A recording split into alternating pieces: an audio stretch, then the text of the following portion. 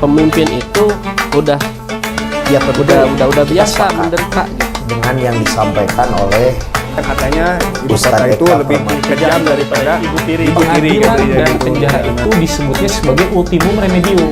Teman ngopi itu di teman ngopi, pokoknya jalan terus. Selamat datang di teman ngopi. Teman-teman ini tentang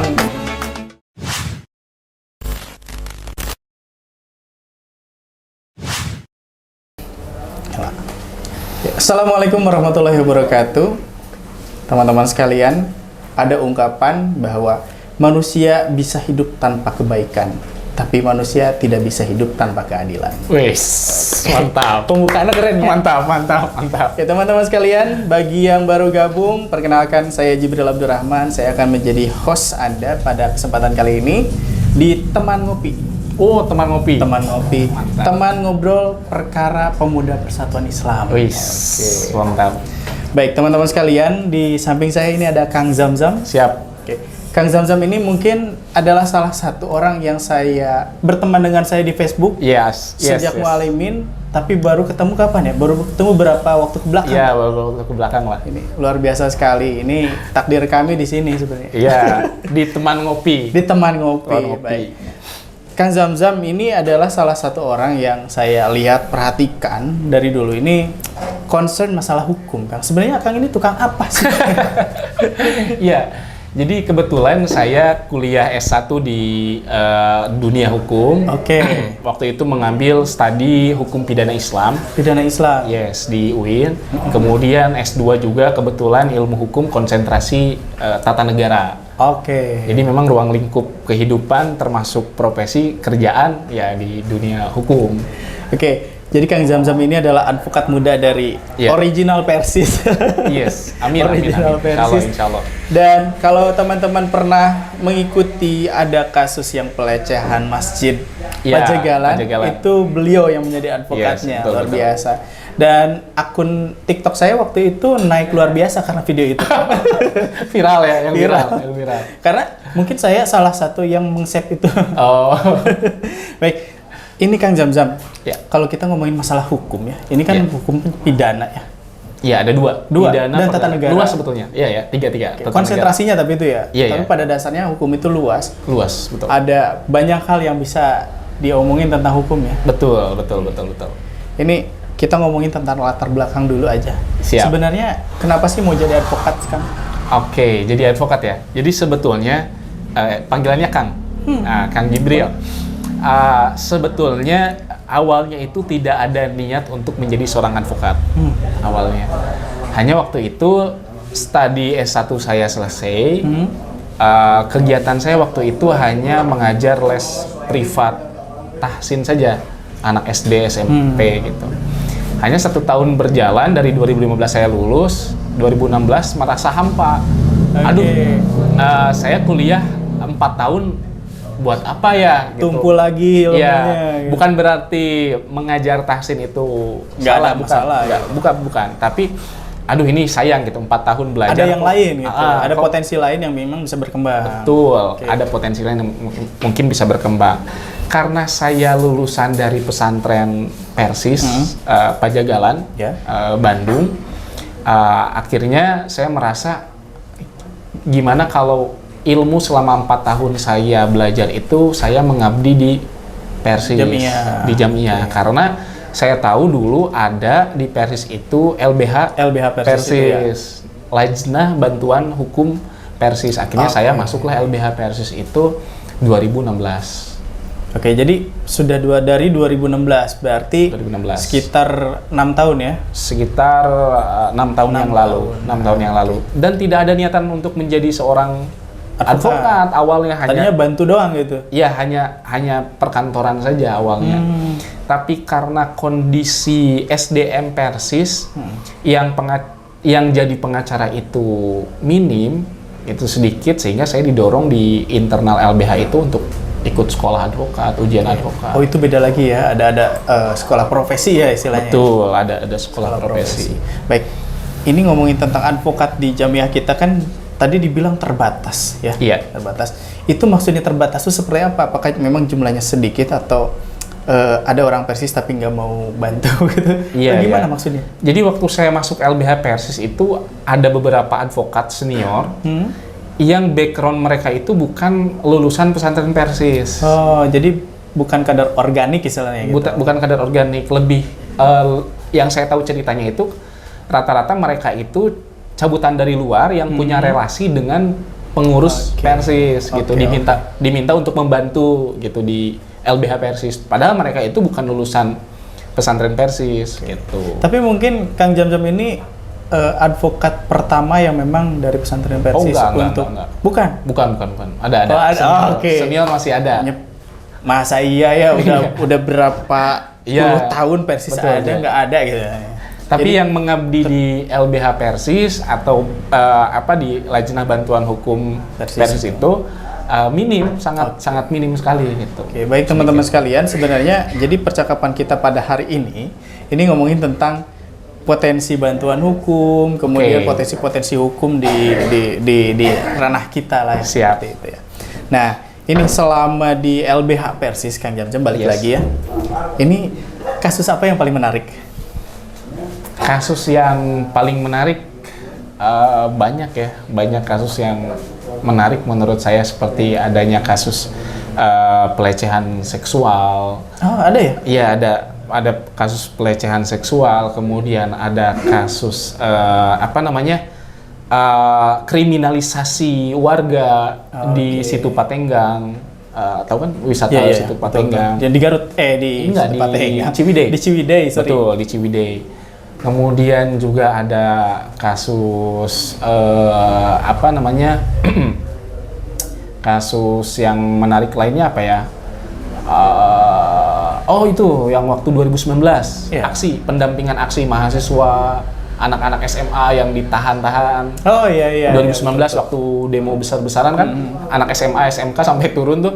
Selain mahasiswa, mereka ditangkap, diamankan di Polres Bandung, kemudian ditangani beberapa oleh LBH Persis juga. Oke. Jadi memang sudah cukup banyak pengalamannya, 6 tahun, sudah ada beberapa yang menarik. Nah, ini kalau misalkan nih ada teman-teman orang jamiah misalkan, kena jeratan hukum gitu. Iya. Itu gimana sih? Apa yang harus dilakukan gitu? Iya. Apakah langsung ngomong ke LBH Persis gitu? Iya. Ini saya minta bantuan gitu. Iya. Jadi kalau misalnya ada teman-teman atau keluarga yang terjerat kasus hukum, itu bisa datang langsung dan konsultasi secara gratis ke kantor LBH Persis di Viade di PP ya, kantor PP. Ya. Cuman memang biasanya itu bikin janjian dulu. Bikin janjian dulu dengan saya atau dengan staf kantor yang lain, harinya hari apa, jamnya jam berapa, karena belum tentu ada orang yang standby di kantor. Tapi yang lebih jelas, seorang masyarakat yang terjerat kasus hukum itu jangan panik. Oke. Santai aja gitu, maksudnya jangan gara-gara diancam akan dipidanakan langsung panik kemana-kemana gitu. Iya, panik kemana-mana. Santai aja ada orang. Dikonsultasikan dulu lah, gitu, diobrolkan. Teman-teman, apapun masalahnya jangan dulu panik. Ini gitu ya. Jangan dulu panik. Soalnya memang kebanyakan dari kita itu begitu ada hal-hal yang memang berurusan dengan hukum itu merasa langsung panik gitu. Iya. Ya istilahnya gini aja, orang-orang di jalan ditilang, tiba-tiba ditilang kan, aduh nitip weh. Jadi Jangan kan kayak gitu ya. frame masyarakat awam terhadap dunia hukum itu kalau berhadapan dengan pasal, ujungnya adalah penjara. Penjara ya, padahal Itu nggak. frame-nya. Padahal proses hukum itu kan panjang dan memerlukan proses pembuktian. Seperti misalnya contoh proses hukum pidana saja. Misalnya seseorang dilaporkan. Itu kan biasanya masyarakat awam itu ketika nerima surat laporan dari polisi itu langsung panik. Gitu ya. Waduh, saya dapat surat laporan dari polisi, besok saya ditangkap, anak saya makan apa, istri saya makan apa, kan pikirannya seperti itu. Padahal kan proses hukum itu begitu panjang. Dalam konteks hukum pidana, di sistem hukum pidana kita juga ada proses tabayun. Oh ada? Ada, tapi prosesnya proses klarifikasi bahasanya. Oh istilahnya klarifikasi. Jadi panggilan pertama itu biasanya adalah panggilan klarifikasi. Jadi panggilan klarifikasi dulu gitu. Jadi proses hukum pidana itu ada panjang ya. Pertama ada laporan dulu. Kemudian setelah laporan masuk ke proses penyelidikan. Penyelidikan. Yes. Baru ke penyidikan. Penyelidikan itu fungsinya atau prosesnya adalah pengumpulan alat bukti dan saksi. Oh, oke. Jadi orang yang dilaporkan dalam proses penyelidikan statusnya saksi. Yang dilaporkan juga. Iya, bukan tersangka. Belum, saksi. belum. Iya, karena dia akan didengar dulu klarifikasinya. Oke. Dengar dulu klarifikasinya. Kalau nanti ditemukan 2 alat bukti yang cukup, ya, baru naik jadi penyidikan. Oke. Ada penetapan tersangka, siapa tersangkanya. Jadi dipanggilnya misalnya asalnya saksi, statusnya jadi naik jadi tersangka. Proses penyidikan. Kemudian setelah proses penyidikan ada proses dakwaan di pengadilan. Setelah proses dakwaan ada proses tuntutan. Setelah tuntutan baru ada proses vonis. Tapi kan itu baru tingkat pertama. Belum Tingkat lagi pertama ada itu tingkat gimana kedua. Ada tingkat pertama tuh di pengadilan negeri. Oke. Sidang di tingkat pertama. Belum lagi nanti ada tingkat banding. Oh, kalau Belum ada lagi nanti banding, kalau ada tingkat kasasi. kasasi. Oke, iya, Belum iya. lagi yang terakhir upaya hukum luar biasa ada tingkat peninjauan kembali (PK). Gitu. Jadi Oke. prosesnya itu sebetulnya sangat panjang sekali gitu. Kalau gini kasusnya.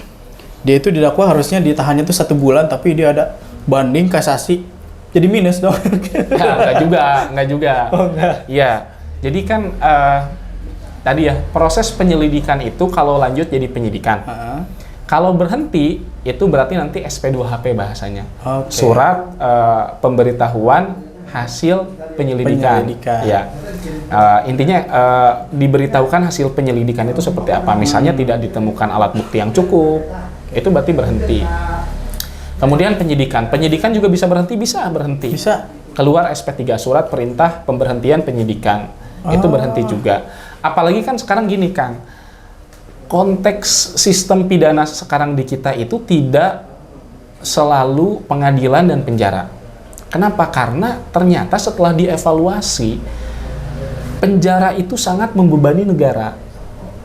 Oke. Karena orang-orang yang ditahan kan begitu banyak. Ya, Mereka butuh makan dan hidup kan di sana. Saya jadi inget ini kasus yang satu orang itu, dia itu gelandangan udah 2 tahun katanya. Yes. Ya. Dia itu merampok bank hanya $1. Yes. Oh, itu di luar berarti? Di luar negeri itu. Ah. Kenapa? Dan dia itu minta supaya si kasirnya itu melaporkan dia ke polisi. Agar hidup di penjara? Agar hidup di penjara. Oh iya, Karena dia sakit. Iya. Karena kalau bayar sendiri nggak bisa. Ya, tapi kalau di penjara ada yang merawat. Dan haknya itu ditanggung oleh negara. Ya, Betul, itu sama. prosesnya kayak gitu ya. Maksudnya di kita juga sistemnya Iya, sama sama seperti ya. itu. Makanya sekarang kebijakan negara kita ada yang namanya restoratif justice. Oke. Jadi restoratif justice itu adalah menyelesaikan perkara pidana dengan jalur kekeluargaan. Keluargaan. Jadi pengadilan dan penjara itu disebutnya sebagai ultimum remedium. Ya udah, pokoknya udah jalan mentok aja terakhir gitu. mentok gitu. Teman-teman, ini tentang jalur kekeluargaan bukan berarti harus berkeluarga ya. Maksudnya tabayun dulu Iya, gitu kan, ngomongin mencari solusi terbaik Iya. gitu antara pelapor dengan terlapor gitu. Itu namanya restoratif justice. Sudah ada dan sudah diterapkan. Sudah kita. diterapkan di kita. Dulu restoratif justice itu diterapkan pada pidana anak. Oke, ya. Jadi- yang di bawah umur berarti ya Iya. urusannya. Anak yang disebut dalam kitab undang-undang hukum acara pidana itu adalah seseorang yang berusia kurang dari 18 tahun. Oke. Oke, ini konteksnya pidana ya. Kita berbicara pidana. Menurut hukum pidana di negara kita, anak itu 18 tahun ke bawah. Ke bawah. Kalau ada anak 18 tahun ke bawah melakukan tindak pidana, pencabulan lah, misalnya pencurian lah, atau tindak pidana apapun, penyelesaiannya adalah dengan restoratif justice. Ya, ini teman-teman tidak usah tabu dengan kalimat Ya. istilah tadi ya, karena memang Ya, itu ya. ada di kitabnya. Ada. Kalimatnya memang seperti itu. Sekarang restoratif justice itu diperluas. Jadi bukan hanya pada tindak pidana anak, tapi pada tindak pidana yang deliknya delik aduan. Oke, delik Itu- aduan itu dilaporkan ya. Betul, dilapor. Oh, kok tahu Kang Jubil? Ya istilahnya aja lah, baca-baca aja. Jadi kan ada delik biasa, Ya. ada delik aduan. Delik biasa tanpa ada laporan polisi pun Bisa ditangkap. bisa diproses. Bisa diproses. Delik aduan itu harus ada orang yang melaporkannya dulu, dan orang yang melaporkan itu adalah orang yang dirugikan dengan Oke. tindakan tersebut gitu. Berarti kalau tidak dirugikan nggak masalah. Nggak bisa lapor. Oke, Gitu, oke. nggak bisa lapor. Berarti kalau kasus-kasus yang sekarang populer itu sebenarnya kalau yang ngelapornya tidak dirugikan mah seharusnya nggak usah, nggak bisa. Iya. Sekarang begini Kang Jibril, sekarang kan yang lagi hot banget itu adalah RUU KUHP di negara kita itu. Dalam draft RUU KUHP terbaru yang masih dibahas di DPR dengan beberapa elemen masyarakat, termasuk dibahas juga di pemerintah, ada delik-delik asusila yang masuk ke dalam delik aduan. Contoh begini, kumpul kebo atau bahasa hukumnya saya lupa lagi lah. Intinya kumpul kebo ya. Kumpul kebo itu deliknya delik aduan dalam draftnya. Beberapa elemen masyarakat, terutama dari elemen-elemen masyarakat yang beragama Islam, mereka menginginkan bahwa kumpul kebo atau perzinahan itu menjadi delik biasa atau delik umum. Artinya siapapun bisa melaporkan. Tapi konsepnya di dalam draft deliknya delik aduan. Jadi yang bisa melaporkan kumpul kebo itu adalah orang yang dirugikan karena mereka kumpul kebo. Yes, apakah itu ayah atau ibunya atau anak kandungnya sendiri. Delik perzinahan. Yang bisa melaporkan itu ya suaminya kalau istrinya berzina, atau keluarganya, atau anaknya ke bawah. Anaknya. Anaknya bukan ke atas. atau orang tuanya. Tapi kalau kita sebagai tetangga, misalnya Kang Jibril di rumahnya, di pinggir rumahnya ada yang kumpul kebo, nggak bisa melaporkan. nggak bisa melaporkan. Karena secara personal kita tidak dirugikan. Ya, tidak dirugikan gitu delik aduannya. Itu yang jadi perdebatan hari ini. Gitu perdebatannya. Makanya teman-teman kemarin kalau memang yang lihat trending topik ya di Twitter atau di berita, memang ada RUU KUHP yang memang menjadi debatable lah istilahnya. Sangat debat. Jadi pertarungan ideologi itu sekarang ada di DPR, atau di Mahkamah Konstitusi. Kalau dulu kan pertarungan ideologi itu ada di apa istilahnya Majelis Konstituante. Menerapkan dasar negara seperti apa kan itu pertarungan ideologi di situ. Sekarang pertarungan ideologi itu ada di DPR dan di Mahkamah Konstitusi. Yang dipertarungkan persoalan delik perzinahan itu delik aduan atau delik biasa itu ideologi. Kenapa? Karena begini kan, dalam konteks hukum pidana Islam, zina itu adalah hukum publik. Artinya siapapun yang berzina bisa dilaporkan oleh siapapun. Minimal 2 saksi itu ya? Minimal 2 orang saksi laki-laki atau 4 orang saksi perempuan. Sedangkan dalam dunia hukum kita sekarang draft RUU KUHP, zina itu menjadi delik yang terbatas sifatnya gitu loh. Hanya orang-orang yang dirugikan karena mereka melakukan itu. Yes, betul. Hanya orang-orang yang dirugikan. Ini kan dampaknya sebetulnya dampak perzinahan itu bukan dampak dalam jangka waktu pendek. Betul, memang sekarang kita tidak merasakan kerugiannya, toh orang lain yang berzina. Tapi kan kalau dalam Islam beda lagi ya. Iya, tapi kan kita memandang jauh ke depan. Kalau sampai perzinahan ini tidak dihukum, tidak diregulasi gitu ya. Ini kan ke depannya bagaimana kita berbicara keturunan. Nanti hubungannya dengan hak waris mewarisi, nasab, wali. Itu nanti belum lagi dengan penyakit-penyakit kesehatannya. Itu sebenarnya logiknya di situ. Logiknya di situ. Jangka panjang sebetulnya. Gitu. Jadi kalau memang teman-teman harus melihat hukum itu dari berbagai aspek ya. Karena mungkin hukum itu muncul dari sisi sosiologis juga ya Kang ya? Iya, jelas. Antropologis, sosiologis. Jadi dulu itu Kang Jibril, konsep hukum itu selalu berada di belakang peradaban manusia. Jadi manusianya beradab dulu, maksudnya mengalami peradaban, baru hukum mengikuti. Dulu mungkin, contoh saja, zaman Nabi Adam, membunuh itu kan tidak ada hukumnya. Peristiwanya dulu terjadi, baru muncul hukumnya. Nah dulu itu hukum itu diletakkan di belakang peradaban. Hanya sekarang hukum itu didesain menjadi social engineering, alat rekayasa sosial. Artinya hukum disimpan di depan peradaban manusia. Jadi kita membuat mendesain, mendesain peradaban kedepannya mau seperti apa? Gitu berdasarkan hukum. Berdasarkan hukum. Gitu. Hukum itu sekarang dikonsep supaya bisa jauh menerawang ke depan. Berarti ada kemungkinan ada satu pasal yang memang belum ada kejadiannya pada hari ini. Iya. Seperti misalnya begini, dalam konteks bukan undang-undang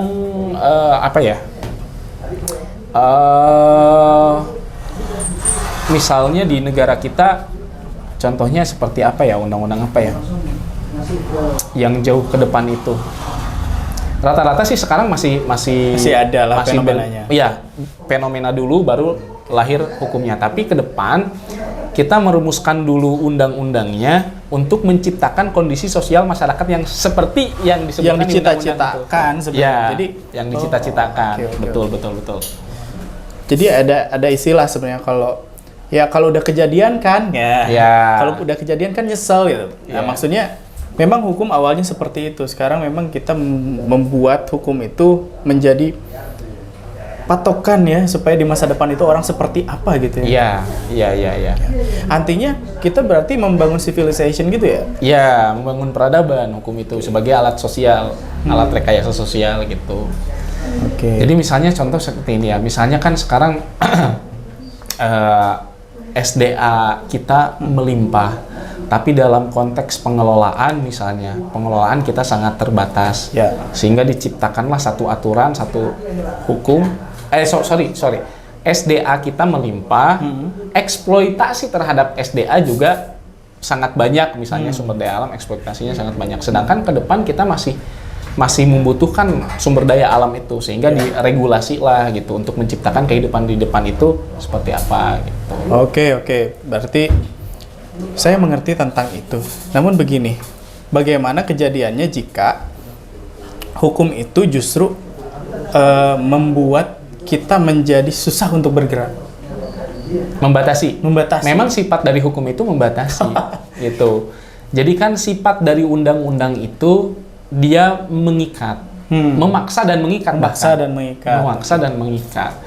Tapi kan sifat dari memaksa dan mengikat itu supaya hak-hak orang lain tidak terlanggar juga gitu loh. Nah, ngomong tentang hak-hak orang lain nih. Iya. Ingat Pak Mahfud MD Yes. pernah bilang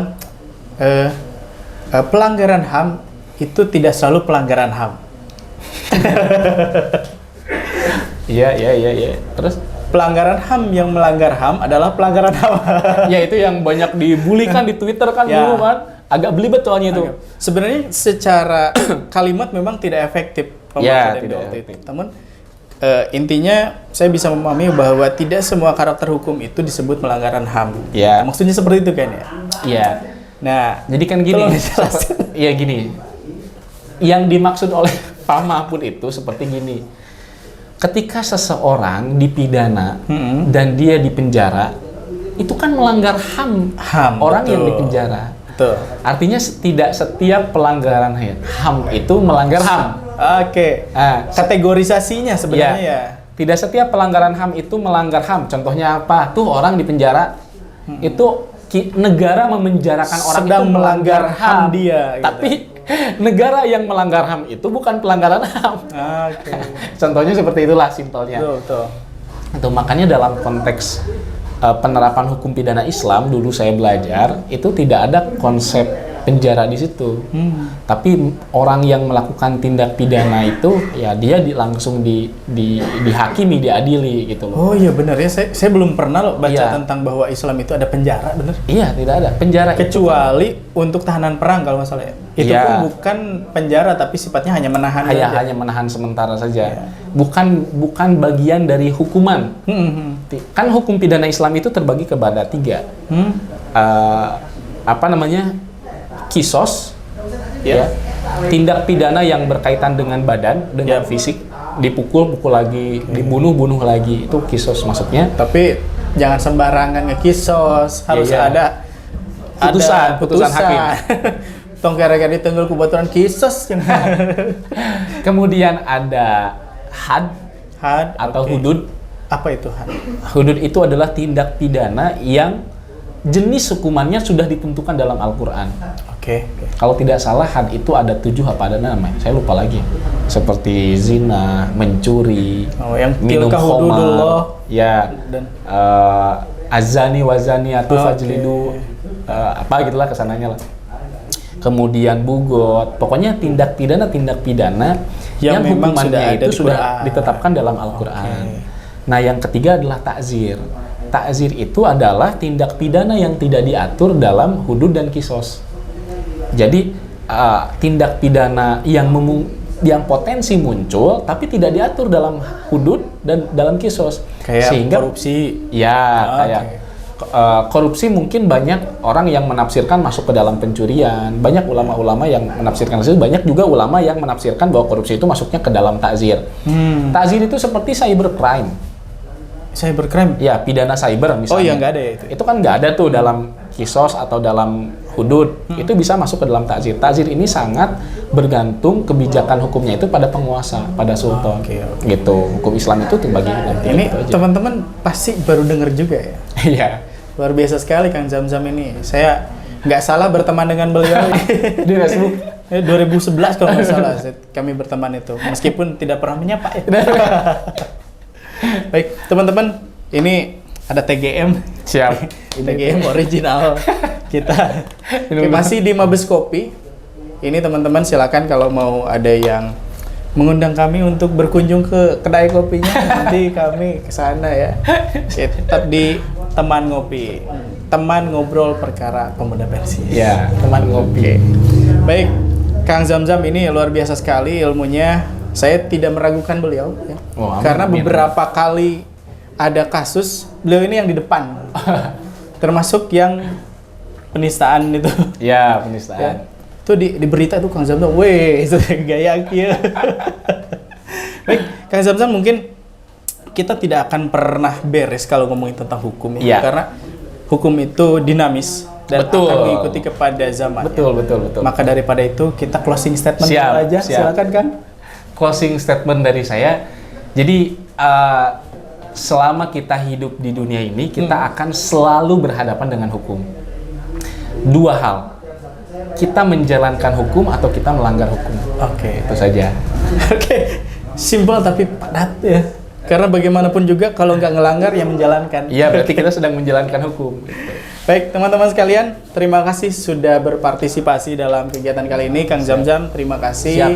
Teman-teman Mabes Kopi, TGM juga terima kasih.